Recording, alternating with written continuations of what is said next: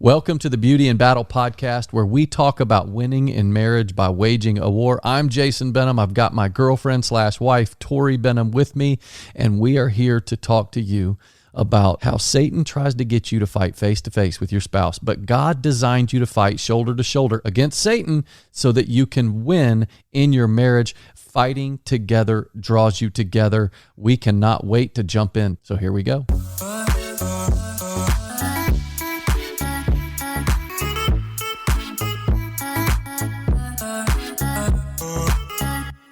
So today we're talking about love and respect. Specifically, a fantastic book I would say is in the top 5 books you need to read on marriage, called Love and Respect by Dr. Emmerson Eggerichs. And we got a chance to spend some time with Emerson and his wife, Sarah. They are the real deal. Mm-hmm. And we know that Sarah is the brains of the outfit, of course.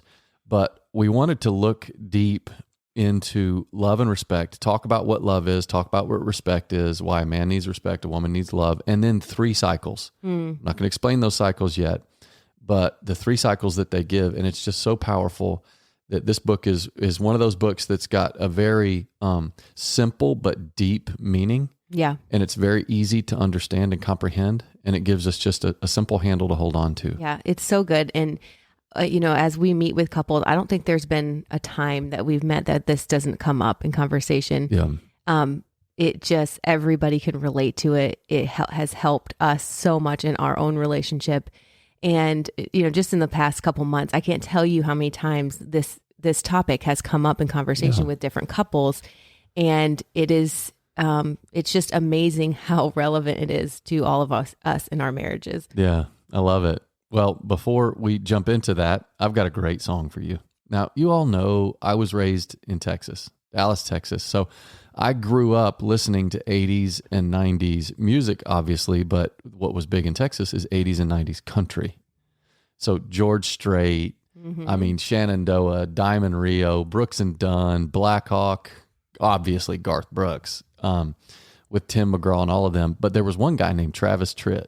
And he sang 2 love songs that were just so strong. One was called Anymore by Travis Tritt, Tritt is his name. But this other song that was my favorite of his is called Drift Off to Dream. And it's about this guy who's sitting in a bar, and he's lonely. He doesn't have any prospects or anything like that. And he's talking to this person, and they start asking him what he wants. And he talks about what he would want in a wife. And then he sings this song about what he could see one day him doing with his wife. Yeah.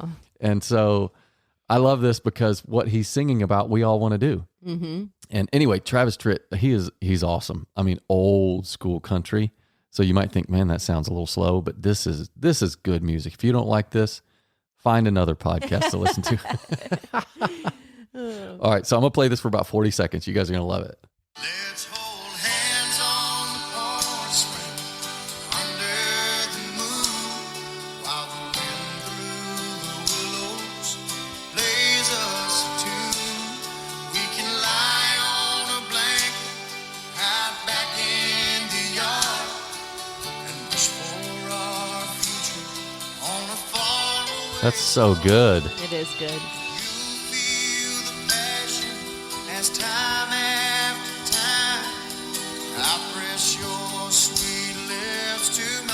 Wait for it.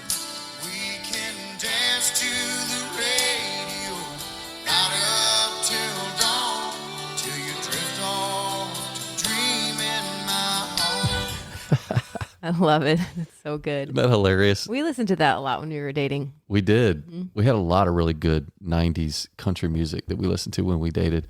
What I think is hilarious about these songs is verses like what he just said. We can dance to the radio right up till dawn, and then you'll drift off to dream in my arms. It's like, it's who wants to dance literally all night long? Yeah. Let's take it back a notch. Let's do one dance song and move on to the next thing. Yeah. And then, I think probably the most classic crazy line in any love song is Faith Hill, Tim McGraw singing Let's Make Love all night long until all my strength is gone. It's like, who wants to do that? All night long. Really? All night long? Come on. No, come on. Get the job Tim done Faith, and sleep. You're overwhelming everyone. That would be a hilarious line. Let's make love. Get it done as quick as possible so we can watch a movie tonight. Anyway, man, I seriously digress. But okay, let's talk love and respect. All right, now this is all based on the one scripture found in Ephesians 5, verse 33, where Paul is talking and he says this. He says, however, and he's talking to men specifically here, each one of you, men, must love his wife as he loves himself, and then the wife must respect her husband. And so we see this command very clear.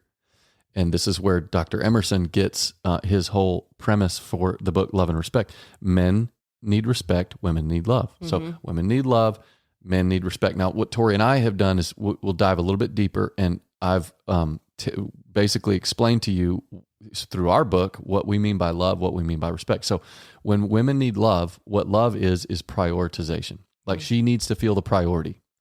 When we say men need respect, what that means is men need admiration. So if your wife is going to feel loved, she needs to feel prioritized. Right. And if your husband is going to feel respected, he needs to feel admired. You thank him for what he does, praise him for who he is. The prioritization, obviously a man needs to feel prioritized as well, and a woman needs to feel respected as well. But what Dr. Emerson pulled out, and it does make sense, is the primal need that God put inside of each of you is that the woman, like Tori, she needs to feel my 100% priority, which is love to her. And I need to feel her 100% respect, which is admiration to me. If she admires me, thanks me for what I do, praises me for who I am, man, I feel loved. And if I prioritize her, I don't put my work or my job or my buddies in front of her, then wow, she feels loved, right? Yeah. And when they feel like this, when each spouse feels like this, great things can happen. Yeah, and I loved reading. I just brushed up on this book, Love and Respect, again. I think it's one of those that could be read yearly, honestly, as a refresher. But and you know, he's a marriage counselor. He's a pastor, and he did marriage counseling, I think, for like 30 years or something. Yeah. And he said that this thing just kept on coming up in his own relationship with his wife Sarah, and then in his counseling with these men and women.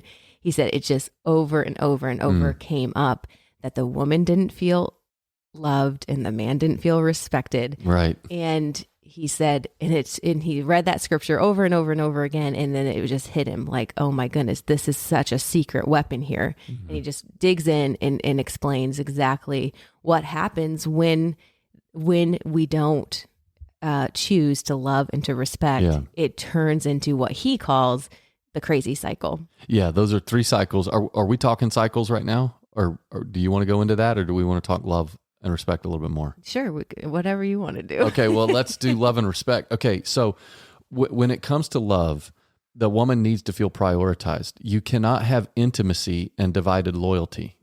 Okay, and this is what Tori felt for the first 5 years of our marriage as I was off with my brother building a business. And this happens to a lot of guys. We get married, and then we're like, man, we've just got this overwhelming feeling of I need to provide, I need to provide and protect, my spouse. But then priority kind of falls off because we're focusing on provision and protection, right? And so we're building our business, or we're working at our job, trying to build wealth for our family. And these are all really good things, but we cannot let our relationship with our spouse fall into second place. And a man prioritizes his wife when he's willing to sacrifice for her. So if you are in a position to where you have to work a whole lot, right, which is where I was in my first 5 years, first 15 years of marriage, but in my first 5 years I didn't get it right. But if I could go back and talk to myself in those first 5 years, I would tell myself, hey, keep working hard. Don't stop doing that. It's going to pay off. Keep working hard. But listen, reprioritize your non-work activities. Like if golf is something that you absolutely love to do, and that takes a 4-hour clip out of your day, and you've got young kids at home and you have to work 50, 60 hours a week, then stop golfing. Right. Stop doing that. There will come a time where you can do that again. Yeah. Right. So you reprioritize yourself. If hanging out with the guys, doing your fantasy football and stuff is important to you, right? But it's taking away time, and you've got, this massive priority at the office where you've got to be there a lot. Then just make sure that your fantasy football isn't happening in personal parties with your buddies, but you can do these things over Zoom. Yeah. So just figure out a way to make it work, right, and reprioritize your non-work priorities, your non-work things, so that you can keep working hard like you're doing, but then your spouse doesn't feel like she's second fiddle because you've got these other hobbies and these other needs that you have that's outside of work that represents provision and protection. That's love. Right. Did you want to say something about that? No. Okay. Going. So in Ezekiel 16, and I think it's just so fantastic. Actually, I said Ezekiel 16. I'm talking about Ruth.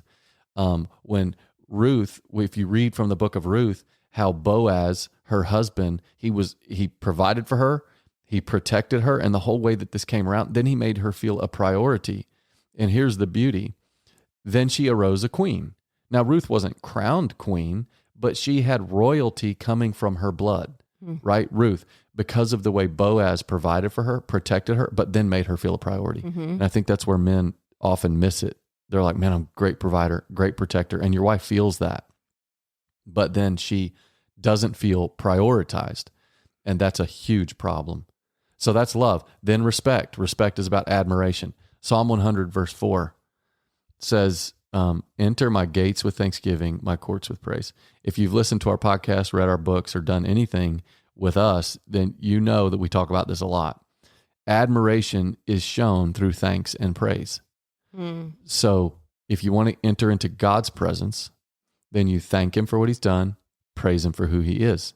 Right. Wives, you want to enter into your husband's presence. You want your husband's full presence with you. Thank him for what he does, praise him for who he is. Even if he's not acting quite like you want him to, still give him that thanks and praise and that admiration. He'll receive it as respect, and watch how his behavior begins to change. Yeah. And I love this. When you look at the difference between love and respect, it's the difference between a Hallmark store and a military commercial. A Hallmark store, you go into the Hallmark store and who knows how long those are going to last, Right. because of digital, the internet and all that kind of stuff. But a Hallmark store, you go in there, it's all about love, right? But a military commercial, it's all about respect. Yeah. The Hallmark store, its demographic is women, Yeah. middle-aged women. The military commercial, it's for young men. And they know that young men need it. And so it's all about honor and respect. Yeah.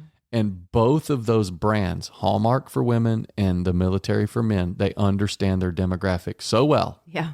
that let's just look at that. Yeah. As married couples. Yeah, exactly. Men, act more like a Hallmark card. Women, give them a little military stuff. Give them a little, hey, you're great at what you do. Right. Thank you for what you do. Exactly.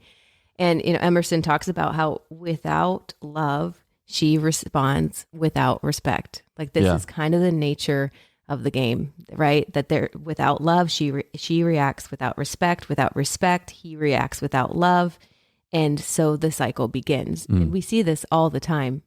But you're right. Like if we can just get into the mind of a man, if we could just get into men get into the mind of a woman, what is it that is going to make her feel loved? The essential element of love is sacrifice. So if a guy wants his wife to feel prioritized, then what he has to do is he has to sacrifice some things, right? That's how she feels loved. That's why the command is a man is to love his wife as Christ loved the church. What did he do to show his love for the church? He sacrificed. So he sacrificed his own life. What we as men have to do is we have to sacrifice things that we want to do, that we can do, that she'd probably be okay with us doing. Yeah.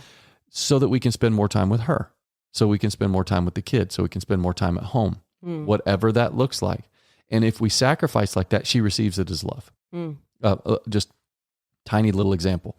There have been times, Tori knows how much I love working out. There have been times where her and I are planning a workout and we come right up and we're getting ready to go. And she's like, oh shoot, I got to do this thing for Lundy or whatever. Or I forgot I've got to do this, I got to bake this thing for Thanksgiving or whatever. There are times where she's totally fine with me running out and I'll just go hit a workout or whatever. And that's fine. And she's good with that. And she's totally cool with that. But you know what? If the other times I'm like, you know what? If you're not working out, I'm not going to work out. then even though she's totally fine with me going off and working out, if I do that, she receives that as priority love because it makes her feel prioritized. Yeah. It's something you're like, small. Let me help you. Let me jump in and help you with what you need to do, and then we could do something like go for a walk or do something together. And I mean, of course, like he said, it's not like every time, but you sprinkle that into to a week. That happens once a week. My love tank is full. I'm like, okay, wow, thanks. That meant a lot that you chose to jump in with me and to try to find something we could do together. Yeah. So I would say to the men out there, I would say, find something that you really like doing that does not involve your wife or your kids, and give it up on occasion. Yeah. So that you can be with your wife and kids. That will show priority. Yeah. Okay. And then in the first chapter, he jumps into this thing called assume goodwill. And I think it is so, so important. And he just talks about how, okay, so yes, we need love and respect, but we need to also assume goodwill in our spouse. Huge. Now, there are going to be times where Jason's like, it's busy and our lives are crazy, and there's, he's trying to get a workout in, and he's not going to choose to stay with me. I'm like, hey, you want to stay with me? We'll do this. He's like, oh, it's not going to work because this, and this, right? I assume goodwill because I know that Jason does love me. Yeah. And it's not based on all of these, these things being right and in line, but I know on a whole, he loves me. He has showed me he loves me. I see the effort that he's putting in, and I'm going to assume goodwill. And it is so easy not to do this, right? Because we all have history with our spouse where I'm like, well, they don't always, like, it doesn't always seem like things are going, the way that we talk about, or the way that we're really trying. And it's easy to be like, oh, you're just being selfish, but it is so important to kind of switch the narrative and be like, you know what? He's a good guy. He's trying, and I think, Emerson gives an example, and it's just really funny. I was laughing.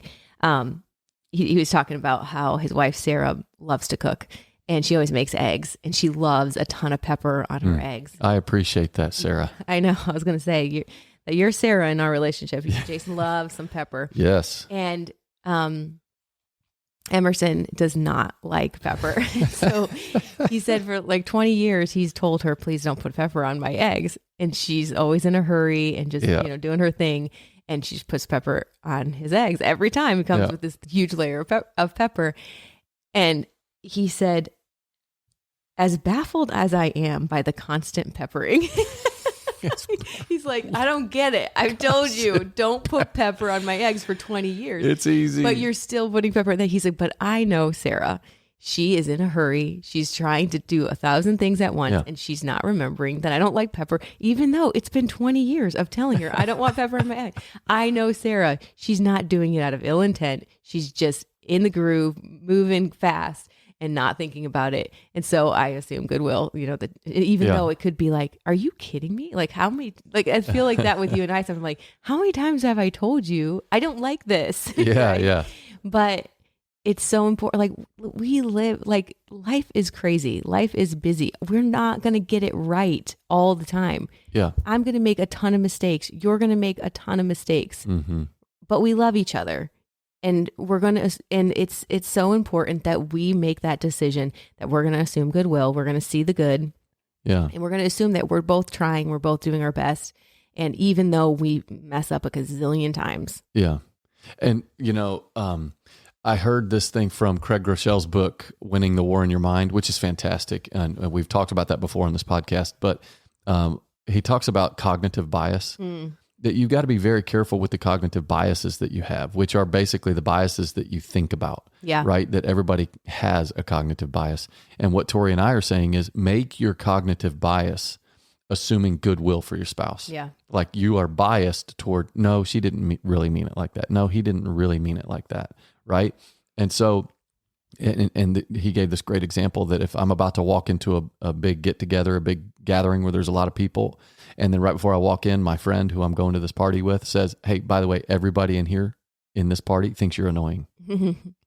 Then when I walk in, the host doesn't come and greet me. And I think, well, that's because they think I'm annoying. And the minute I walk in, I look over and there's a couple that was laughing in the corner. And I'm thinking, oh, they saw me outside. They're talking about They're me. talking about me, right? You see, my cognitive bias now determines everything that I see. Yep. And it filters your lens and it changes your worldview. Then you leave the party and your friend comes with you and says, oh, by the way, you didn't believe what I said about everybody thinks you're annoying, right?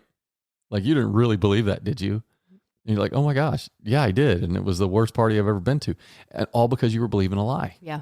Yeah. So yeah, your spouse does have goodwill towards you, even if your spouse said something that they shouldn't have said, or even if they didn't, remember to get you that thing that you wanted them to get and all that kind of stuff.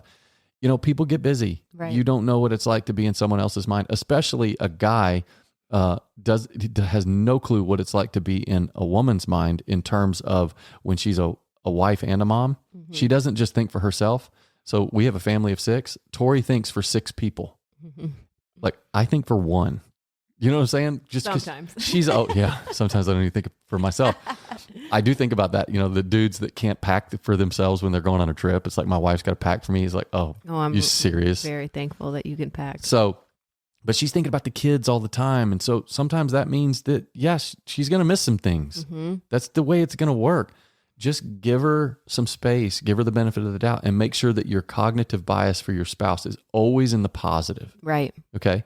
Now, that being said, that's all about love and respect. And Tori and I now want to talk about the 3 cycles that Emmerson talks about. He gives us the energy cycle, the draining cycle, and the reward cycle. Tori and I have redefined these as we do a marriage seminar on this, and I give Emmerson full credit, but we call it the us cycle, the me cycle, and the God cycle. So let's talk about these 3 cycles. First, the us cycle. This is what Emmerson calls the energy cycle. This is where both spouses are meeting their spouse's need, right? So when she feels loved, she responds with respect. When he feels respected, he responds with love.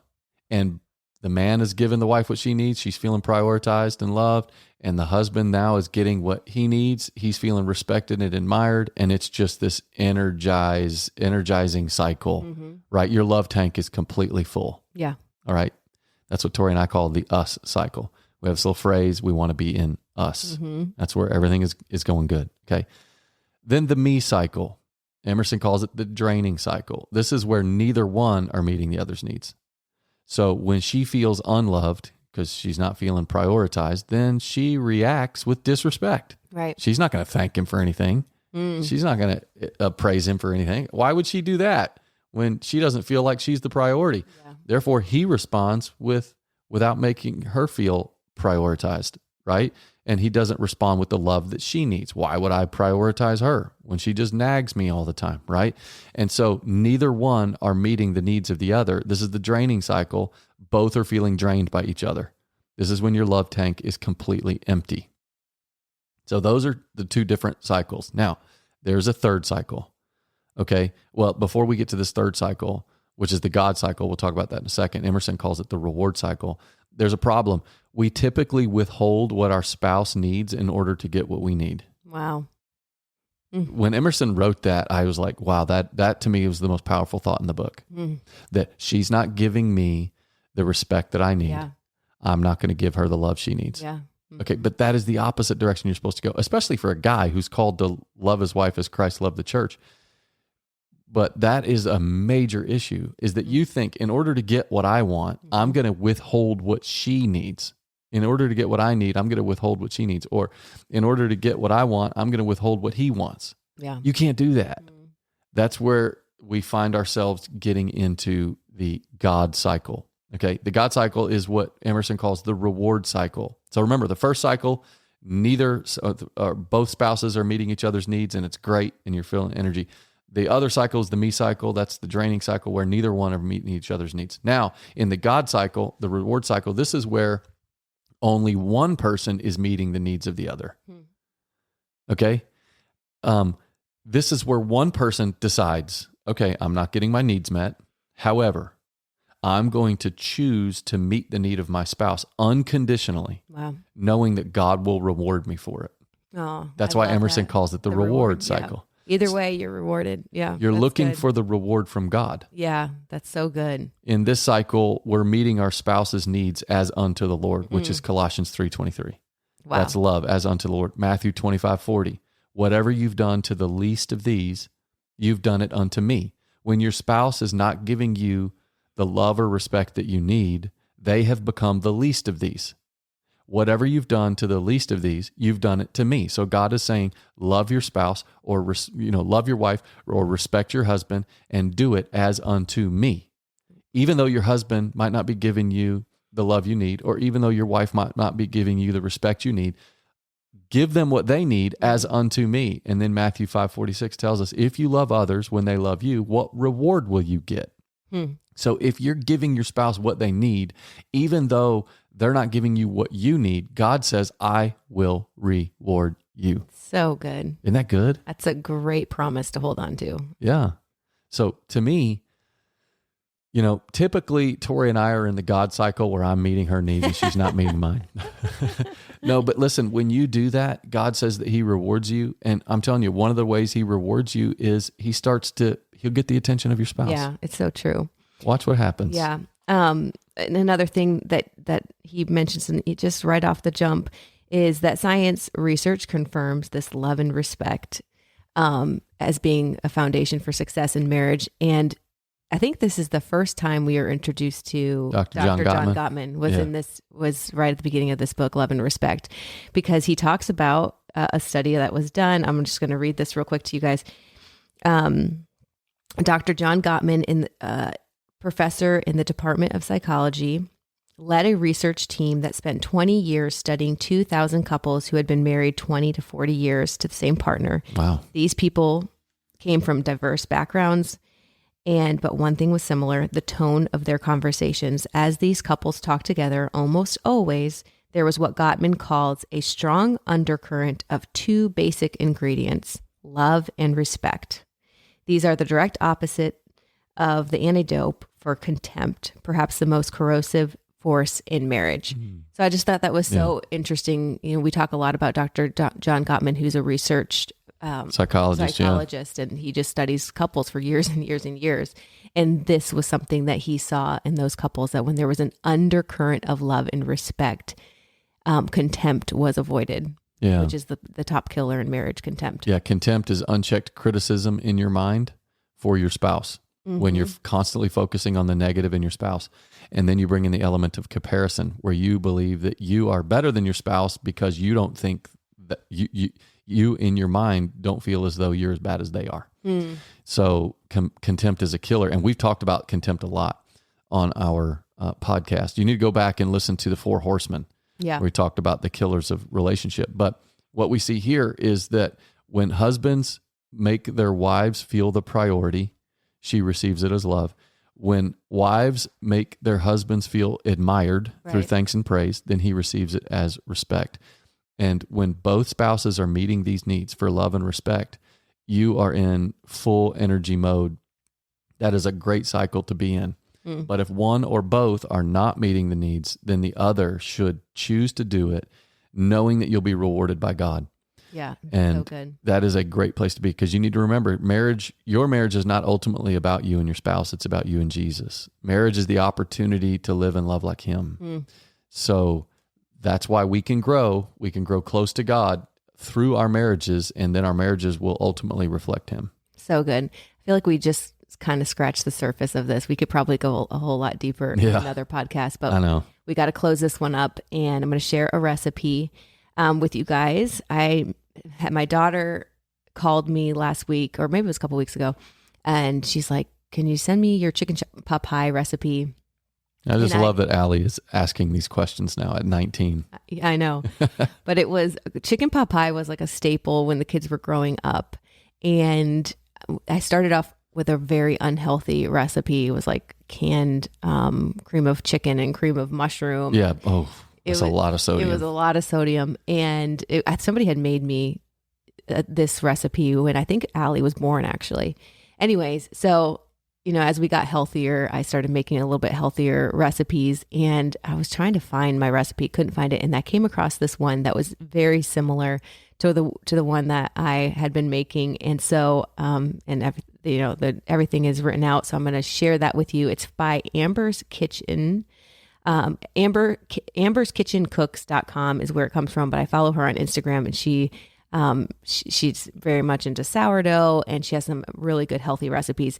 And so it's called Easy Chicken Pot Pie by AmbersKitchenCooks.com, and it turned out very good, and it was actually pretty easy to make. And I'm going to tell you guys what I think is the star of the show in this recipe. It's not in her recipe, but if you guys can get your hands on some poultry seasoning, it's the same one I used for last week's recipe with the chicken Alfredo. Jason, didn't you love that chicken? Oh my gosh, it was like, incredible. This is the best chicken. This spice is so good. It's by Frontier Co-op, non-GMO poultry seasoning. I think I got it at Earth Fare. You get it like Whole Foods, probably on Amazon. And it's poultry seasoning with sage, thyme, and onion. And it just makes chicken taste so good. So I used this as a spice in the chicken pot pie, and it just made it even better, I feel like. And then the other thing to make it a little bit easier is she calls, like, you chop. It's a lot of chopping, but you can just grab a veggie blend, a frozen veggie blend. That's what I did. I just grabbed in the frozen aisle carrots, green beans, peas, and corn. I think that's the mix that it comes in, and you just steam that, and then you're not chopping a gazillion vegetables, and it tastes really good. And then I always add extra peas. I love a lot of peas in a chicken pot pie. So I went heavy on the peas, and then got that blend, made it a lot easier. And I just used the refrigerated double pie crust. They come in two in the refrigerated section of your grocer. And that makes it a lot easier too. Anyways, it is comfort food at its finest. And this is the time of year where you should be eating a lot of comfort food. Yeah, you should. You're working on your before picture. Yeah, exactly. So that by the time spring comes around, you'll have your after picture. So anyway, well, thanks for hanging out with us. This was fun. Tori and I love whenever we get an opportunity to kind of give you the cliff notes on books and podcasts and articles that we read that really help in relationship. So this one is at the top of the list, Love and Respect, Dr. Emmerson and Sarah Eggerichs. And so thanks for hanging with us, and we'll see you next week. All right. Bye, guys. Peace.